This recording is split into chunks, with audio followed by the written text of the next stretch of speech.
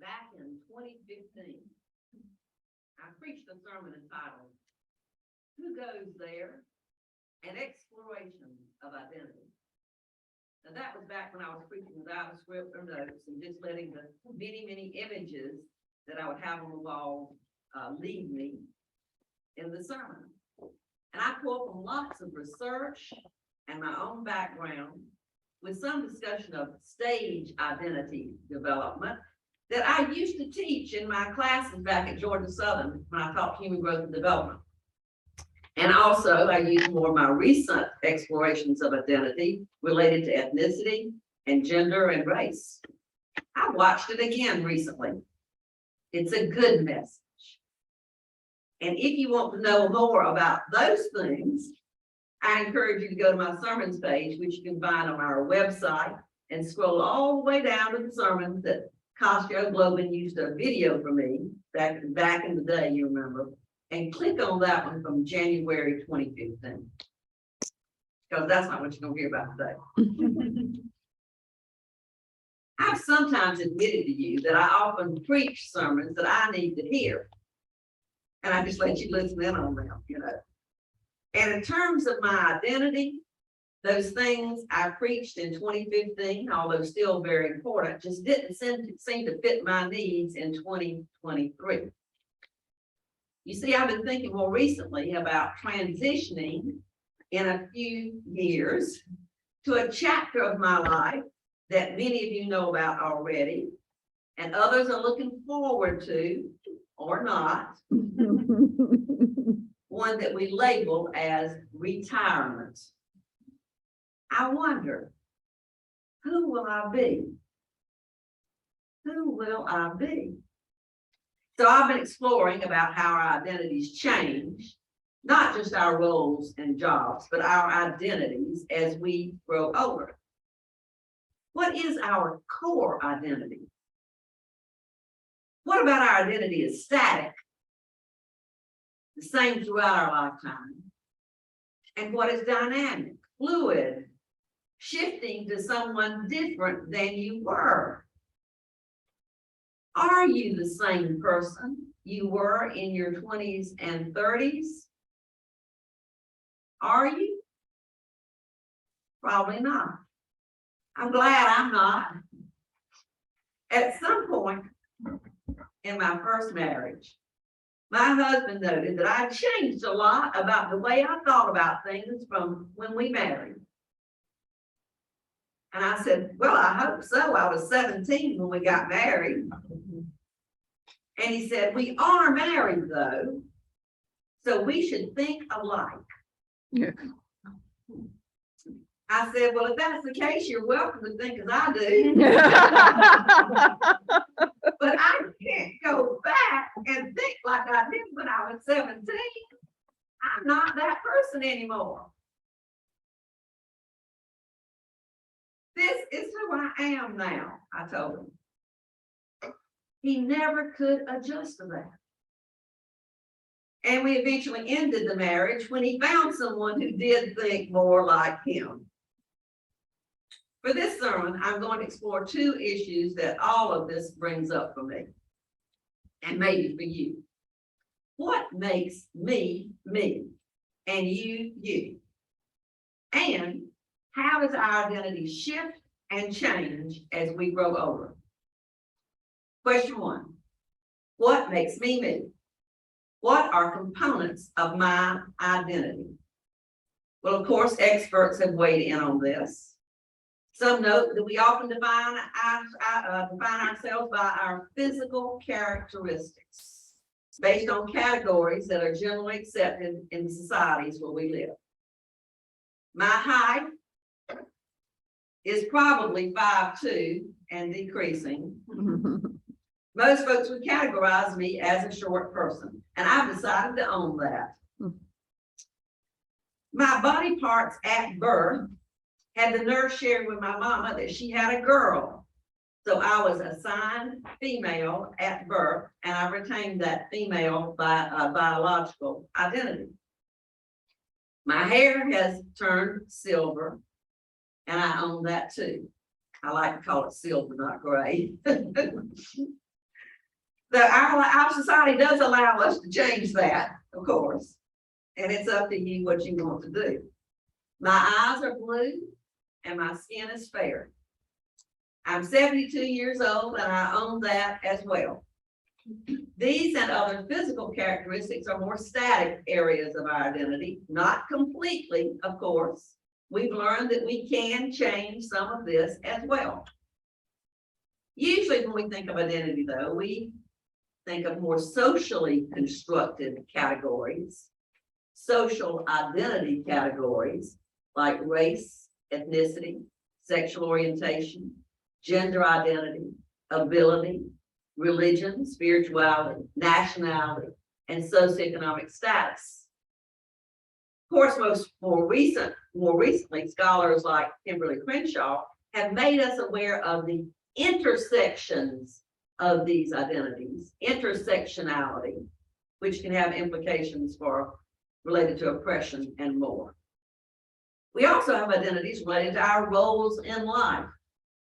I identify as a family member to many, a friend, a minister, an activist, and more. And of course, as indicated by my conversation I shared about between me and my first husband, we identify by our values, our character, by the way we think and feel and act. Which of these are central to me being me?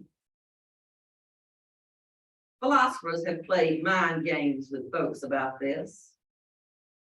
I heard one of these that's commonly used on a video I watched while I was preparing for these sermons, and I'd heard it before, but it reminded me of it. And it had to do with whether or not, you probably heard this too, whether or not you would still be you if you lost some of these characteristics. Would you still be you? For example, if you lost all your hair, would you still be you? Of course. What about a body part, like an arm or a leg? Of course, you would still be you. How much of your physical self could be removed and you still be you? Give me a moment to think about that and see what you would say. Most folks, they say, put the brain at the center because that's where they locate their thoughts. Descartes said, I think, therefore I am. But what part of your thinking exemplifies the real you? What if you got hit on the head and the injury removed your ability to read? Would you still be you? Well, yes, of course. But what if you lost your memories? Are we what? We remember? Well, someone may have to remind you of things every day, or you might have to read journals. But if you still thought in the same ways, wouldn't you still be you? What part of your brain and thinking is that core? Some people call that your character. It's how they would describe your personality. Perhaps someone who is shy or outgoing, someone who's frugal, someone who's compassionate, someone who's curious, and more. And in fact, in these mind games, if we had to choose between losing our memories or losing our character, the way we think and feel about things, most of us would probably prefer to keep our character. That's who we are. For some of us, this helps us feel better about death. For our bodies are not us, they don't last. Ashes to ashes, as folks just said, they went through the little Lent exercises. Our names won't be remembered for most of us. But these ideas, these thoughts, these character attributes that have been riding around in our brains and bodies will continue in our species with other people. And just as I've been contemplating ideas about identity more recently by long gone philosophers like Descartes and John Locke, or contemporary thinkers like Beverly Crenshaw, those same ideas will be explored and contemplated and acted on by others. Our bodies, including our brains, are just the vehicles for these ideas to be contemplated, maybe expanded on, maybe shared with others. The most important part of our identities doesn't die with us. They may die with the extinction of humanity, of course, or perhaps be carried forth by artificial intelligence. Okay, question 2. How does our identity shift and change as we grow older? We have the same DNA throughout our lifetime. One metaphor for this is same seed, different ground. We plant that DNA seed in different soils as we grow in development. And I don't mean just geographically, soils in knowledge and understanding that we get, soil in the folks that we hang out with, and the events and activities in our lives. One of my classmates one time when she saw me speaking up on a topic she disagreed with said, "Jane, I don't know why you're like that. You grew up here in Statesboro just like the rest of us, you know, in the same time period or something, the rest of us. And you've really never moved away much at all. You've been right here. I don't know what happened to you." What? She said, "What happened to you?" I said, "I read." We put ourselves in different soils in different ways. You know that a Texas onion seed that's planted in southeast Georgia turns into a Vidalia sweet onion. It tastes completely different. Same seed, different soil. We change as we age, both due to our DNA and due to our environment.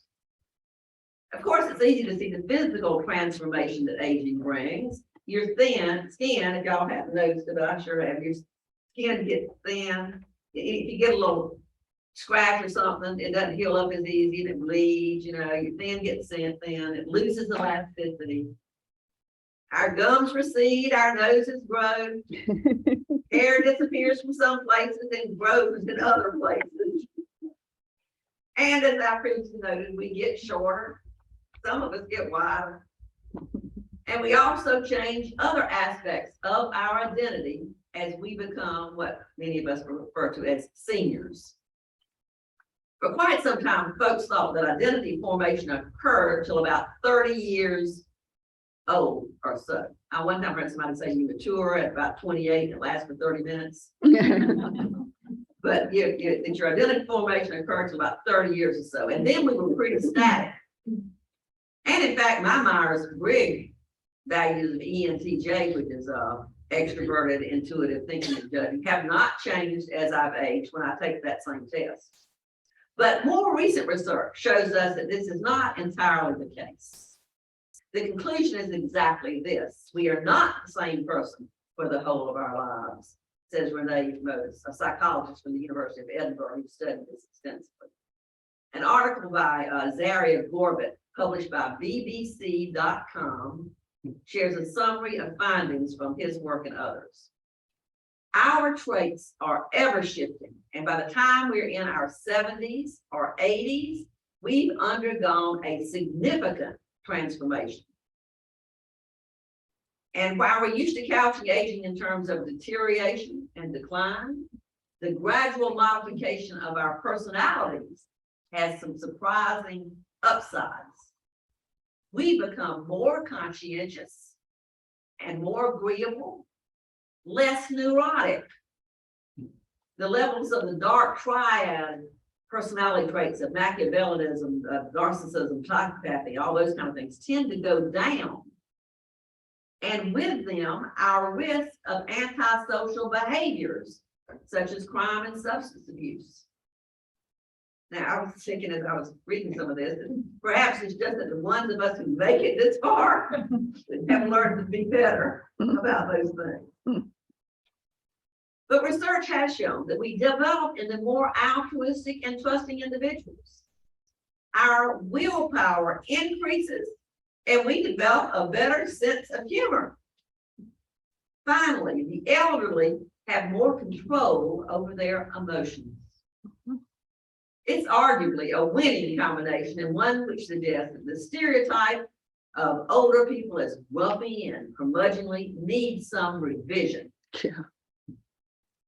Far from being fixed in childhood or around the age of 30, as experts thought for years, it seems that our personalities are fluid and malleable.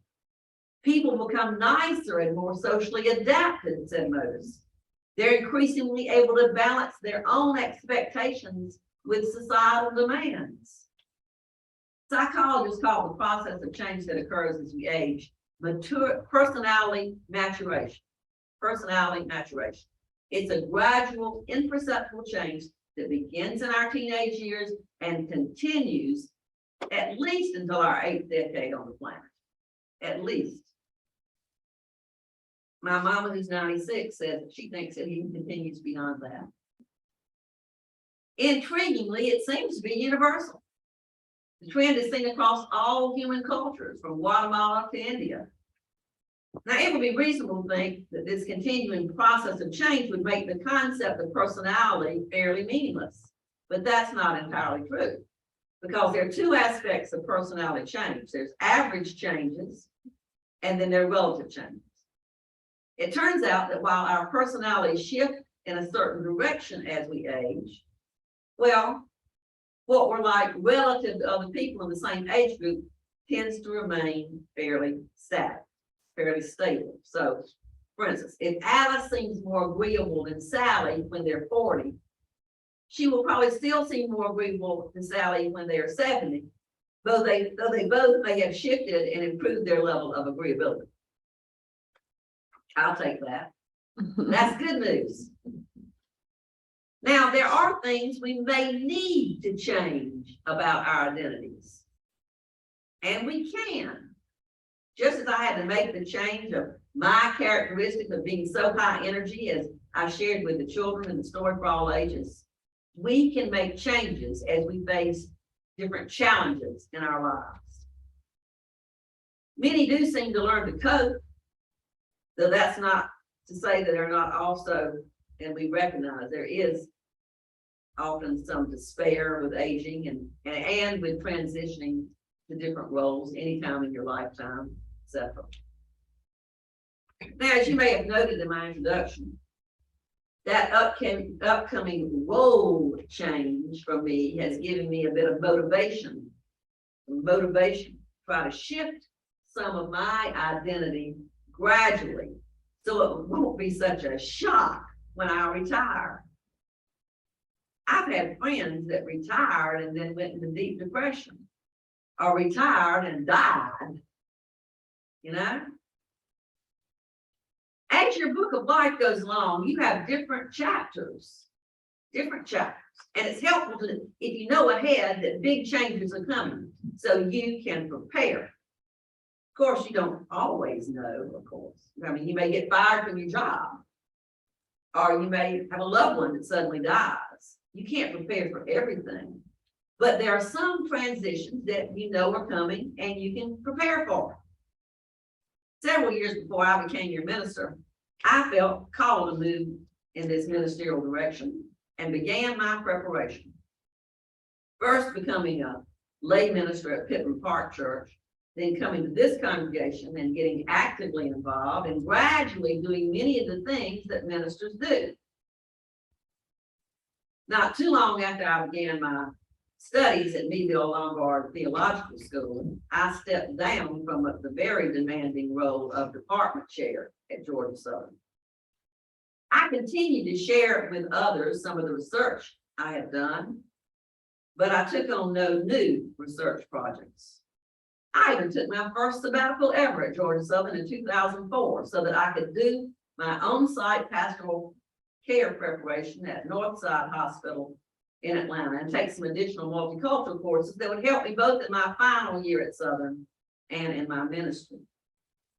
After I retired in 2005, I began a year-long internship with the congregation in Augusta, which gave my car a chance to prepare for this transition, you know, and would not just automatically go out to Georgia Southern. I was able to prepare for this transition. It was not that difficult, but I did it over a period of time. And you know what? I do not miss being a professor and spending my time and energy at that university.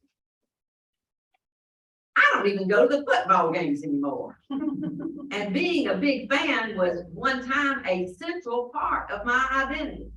But I couldn't even tell you the name of the coach now. When I transitioned to ministry, I was blessed to have time to prepare for the transition. Can I do that again? I hope so, with your help, because we will all need to transition. I'll need to transition from being your minister to being a member, being one of you. And you will need to transition to either a new minister or new kinds of ministry. So I've decided to build in some practice time for us. I'm going to take a mini sabbatical from mid-May to mid-June this year. Greg and I have rented a flat in London. Oh, And I'm going to try my best to go there and learn and grow in ways that will help me in my remaining years as your minister and in transitioning to retirement. My plan, you know about plans, but my plan is to continue as your minister until June 30th, 2026. And that all depends, of course, on the health of my mind and body and on whether or not you want me to continue that long. But it's helpful in any case to try to be intentional about the changes that will occur. I'm very appreciative that our Committee on Shared Ministry, our board, and others are energetic about helping us all with this transition as our roles and identities shift. Yes, our identities are not static. No, they indeed are fluid. We can shift and thankfully still be UUs, because UUs honor and lift up and celebrate transformation. It's now one of our core shared values. They did change the word, Martha, are you here? From evolution to transformation. They heard you. Okay. So it's one of our core values, right? Beloveds, may we learn together to swim along gracefully with the fluidity of our identities as they stream together and eventually become part of that big sea of love. May it be so.